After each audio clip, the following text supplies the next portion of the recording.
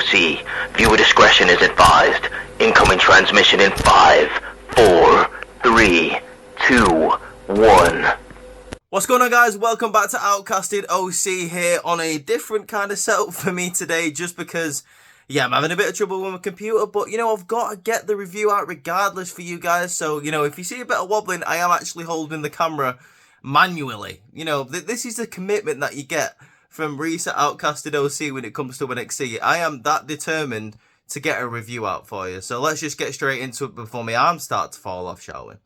We open the show with the new NXT Women's Champion. Roxanne Perez is in the building, and she says that Lyra Valkyria being an honourable champion costs her because she had her arm taped up, and she was the one who decided, you know what, I'm gonna target that arm, that broken, battered, disgusting arm of yours, and take that Women's Championship off you.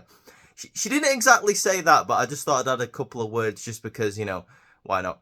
And she says she's already the greatest women's champion of all time, and she's going to make herself eligible for the draft. We do know that because on Monday Night Raw, Michael Cole also said that Roxanne Perez was eligible for the draft, along with, I believe, Ilya Dragunov. So it's going to be interesting to see if any of those NXT champions are going to go up to the main roster.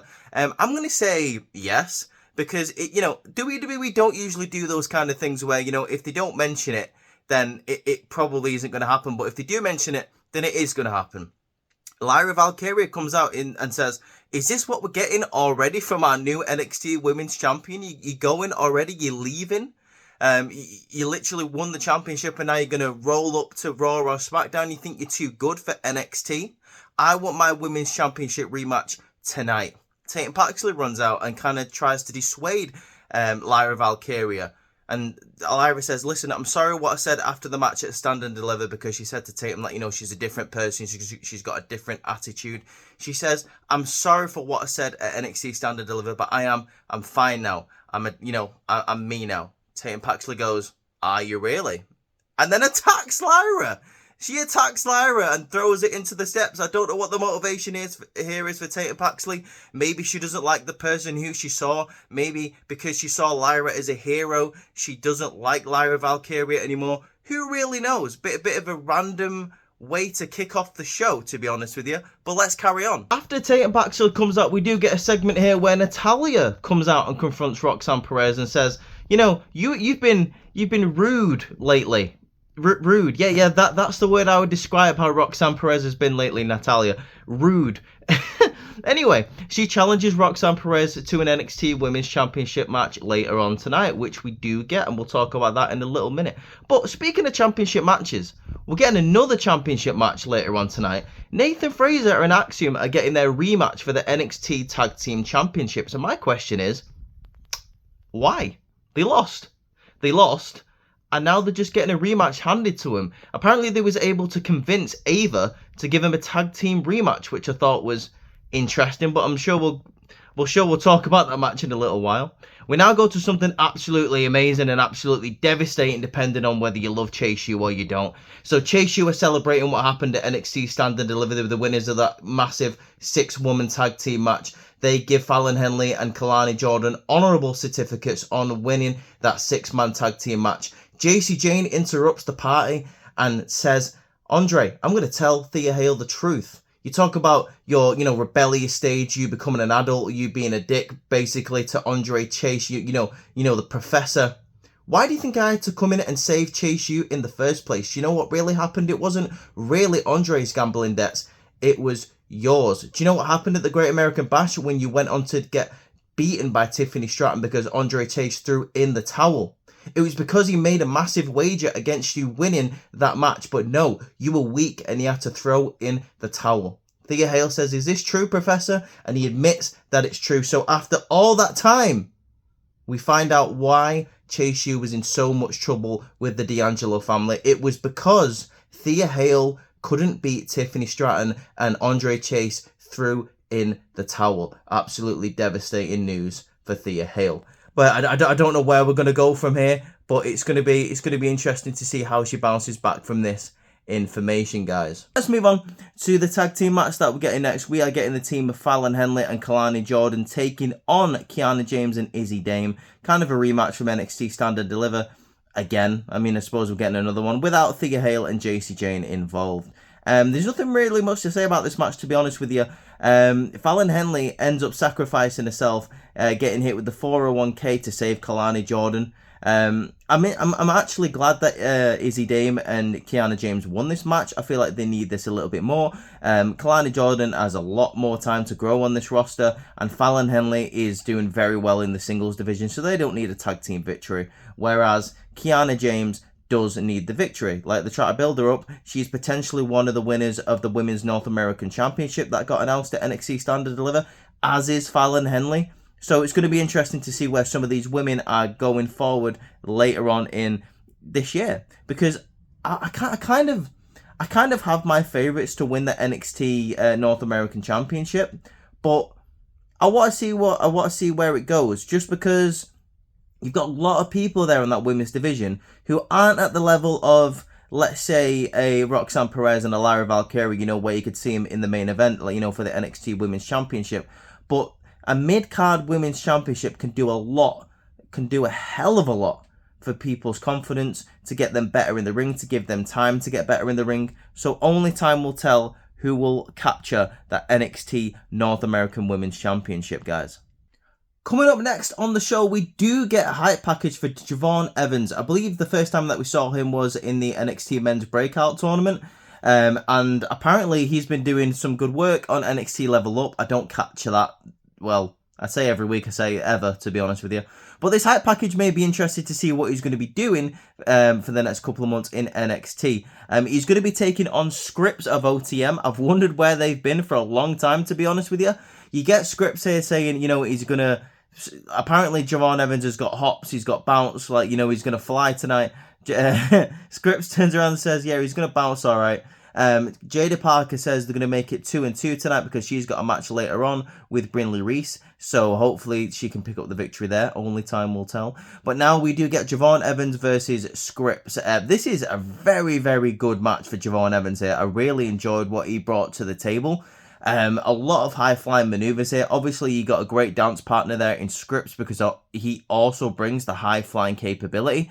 The thing about Scripps here is he doesn't need the victory because I feel like OTM has a lot of potential as a group. So he doesn't necessarily need the victory by himself here. But what I will say is he looked better than he has in a long time, did Scripps. But this Javon Evans has got some talent, man. Like the talent that's going through that NXT division at the moment is absolutely unbelievable.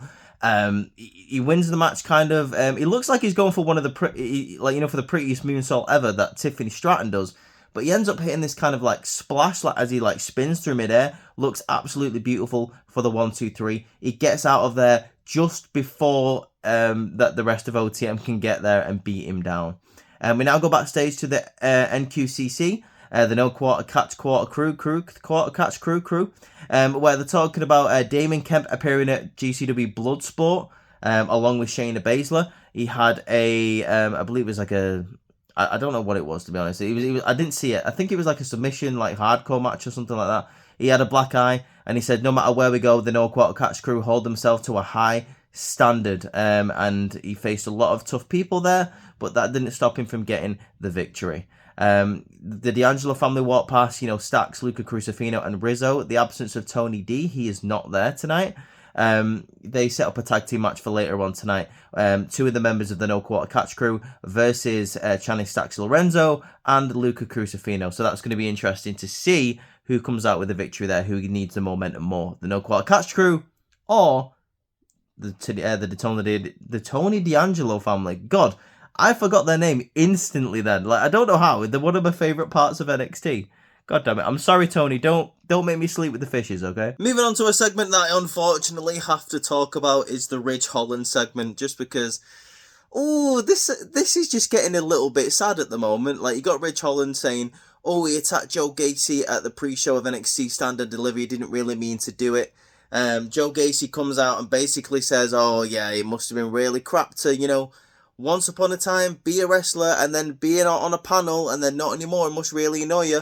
Rich Holland goes, like, you know, he's trying to do the right thing, he's trying to apologise, he goes to walk away, and then LWO turn around and says, you know, we knew you on the main roster when you was knocking heads, and we just don't buy this new character from you, Rich Holland.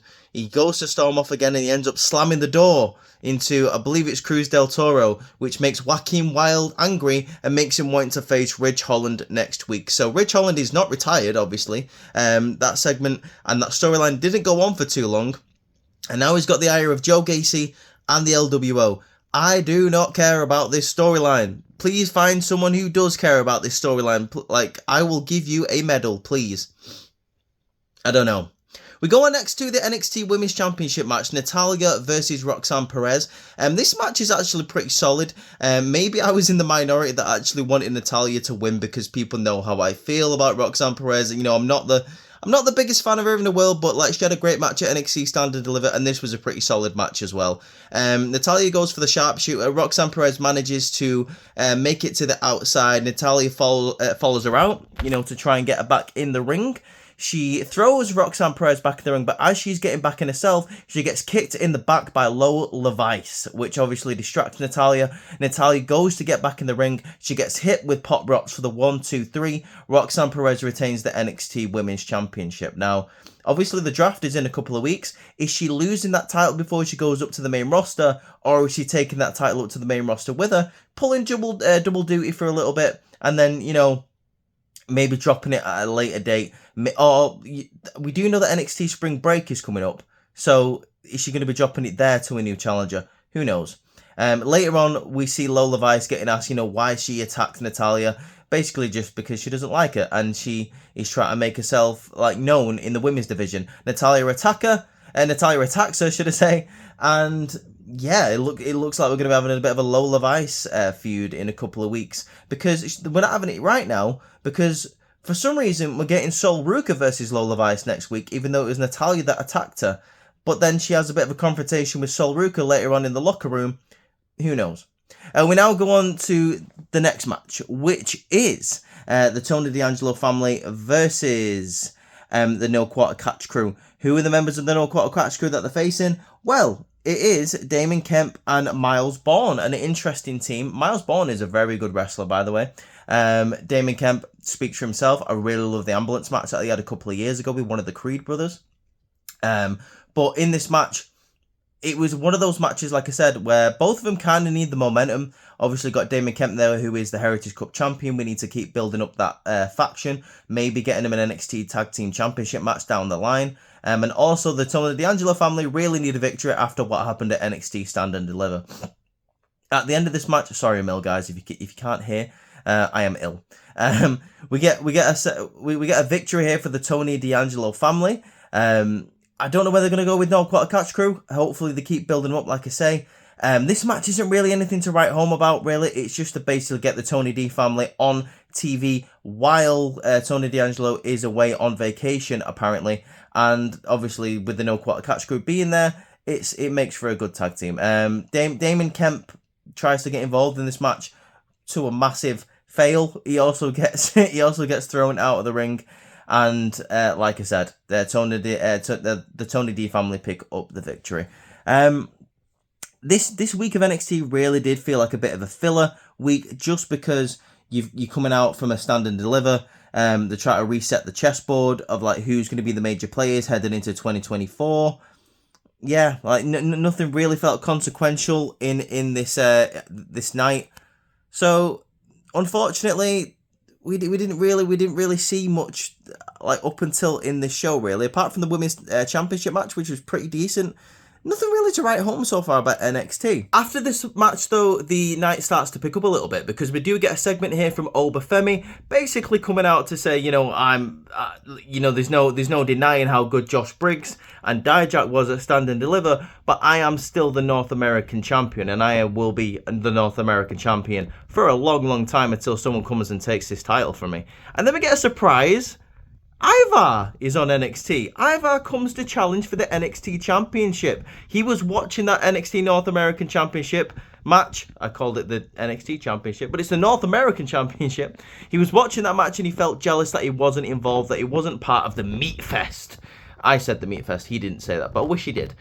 Basically, he wants a shot at the North American Championship. Obafemi accepts, basically, and no one has been able to knock down Obafemi like Ivar has. He gets on the ropes, he hits a springboard, and absolutely destroys Obafemi. So it looks like Ivar is challenging for the North American Championship. Obafemi goes to walk away here and says, like, we'll find out if you can beat me for the North American Championship. Ivar basically says, yeah, we will.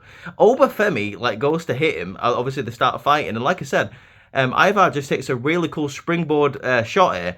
Looks amazing. So yeah, I'm excited to see this match whenever it is. Hopefully it's going to be at NXT Spring Break. I have a feeling that's when it's going to be. But let me know in the comments, are you excited for Ivar going down to NXT? Because I certainly am. Up next, we get a segment from the Metaphor where they are talking about how much of its success NXT Stand and Deliver was, how much of its success that basically the whole of WrestleMania weekend was, and they kicked it off. However, Dijak does have a problem with them because of the video package that the Metaphor did at NXT Stand and Deliver. They was in all parts of the NXT arena in the Chase University area. They were everywhere, and that includes where Dijak kind of chills out. Noam Dar says he understands now why Dijak is always annoyed and always in a mood. He needs a bit of light in his life. Dijak says you only get one warning, and this is your warning.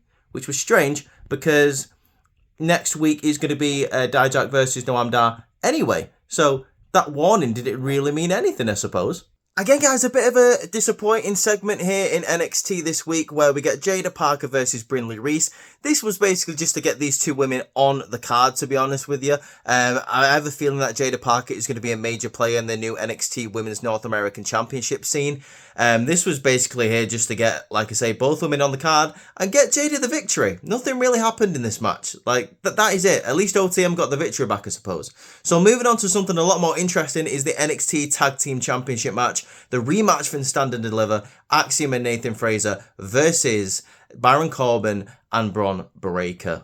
Again, this is pretty much like just an extra bonus bit of what happened at NXT Stand and Deliver. Fast-paced, amazing moves from all of these guys. However, this match comes to an end where Bron Breakker is about to hit the spear when Axiom gets out of the way, nearly hits Baron Corbin, stops to check if he's okay. Baron says yeah, but unfortunately, Bron Breakker then gets knocked out of the ring. Baron Corbin gets hit with a golden ratio from Axiom and then the Phoenix Splash from Nathan Fraser. 1, 2, 3, we have new NXT Tag Team Champions. And the thing that I have to say about this is, if they were going to do this anyway, why didn't they just do this at NXT Stand and Deliver? I thought that was quite strange. Obviously, we got Bron Breakker going up to the main roster, so we can't really hold those tag team championships for much longer. So that's probably why they made the decision to, drop them here. And Baron Corbin's probably making the way up to the main roster as well, because, I feel like, I think I've said this on TikTok Live a couple of times.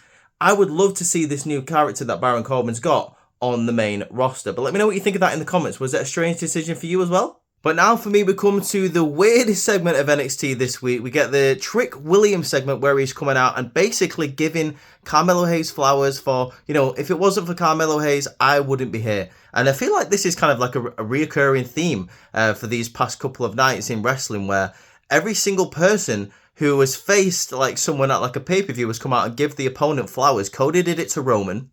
We had Seth Rollins had it done by Drew McIntyre. And now we're getting Trick Williams doing it for Carmelo Hayes. I thought this was weird because it's supposed to be a blood feud. It's supposed to be a blood feud, but yeah, oh wow, they're great. I wouldn't be here without them. But anyway, Trick Williams comes to his point here at the end of the night and says, "But I really want the NXT Championship. Where I want to be in my career, I need the NXT Championship." So he asks Ilya Dragunov to come out and he challenges him for the NXT Championship. And Ilya says, no, there's other people in the back that deserve the championship more than you do. Trick asks, what do I need to do to get my hands on the NXT Championship? I will face absolutely anybody.